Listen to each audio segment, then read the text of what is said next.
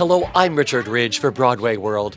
Lola Tung, Jordan Fisher, and Ani DiFranco are the three newest stars to join the Tony Award-winning Best Musical Hadestown, and I caught up with all of them here at the Star Child rooftop at the Civilian. Welcome, I would say welcome home to Broadway. All you do is move a few blocks, Yeah, right? pretty much. Yeah, just a couple blocks up. I love the Lunt, man. I mean, I love everybody in that building, but I am having a blast at the Walter Kerr in Hadestown right now. I'm having it's my favorite thing that I've done.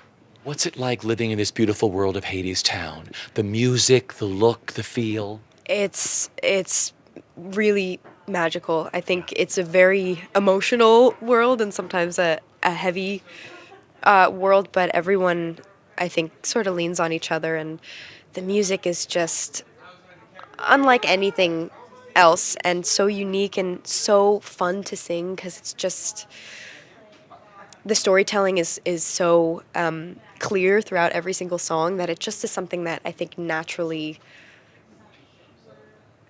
brings out everything that you need. Like, you know, the words and the story are just always there to lean on, which Jordan was talking about a little bit earlier. Yeah, it's a really special thing when the writing is that good and you can just sort of use the words in the way that we are able to in the show. When did you first hear the music to Hadestown? Probably 2009. Aeneas sent me a cassette with a recording. Remember those? Remember those?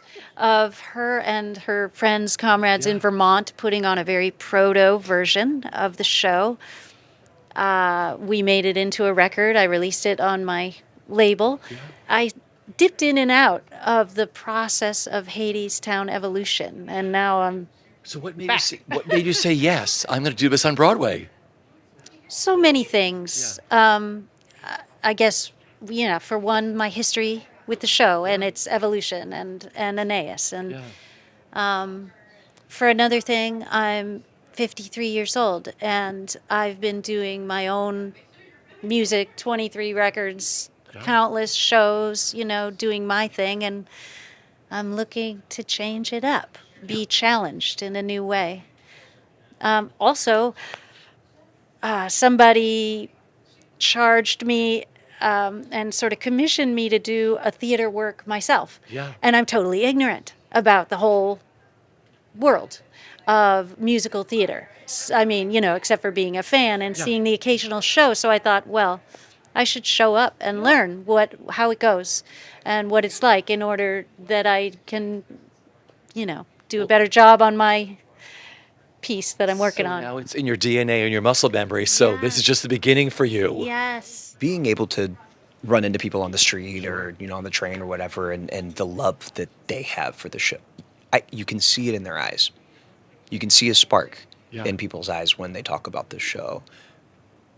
It's meaningful. And I think that it could be the breath that it had during COVID of people being able to just kind of sit with their memories of the show, wishing that Broadway was back, listening to, I'm one of them, listening to the cast album and dreaming of those lamps swinging again. And maybe even one day, you know, being up there and doing the thing, like getting to join the party is a real joy. And to meet fans that have the same feeling towards this thing that I get to go do every day is second to none. Because people fly in from all over the world, to see Hadestown on Broadway. And I met somebody from Turkey, from Istanbul. Literally last week, somebody came from.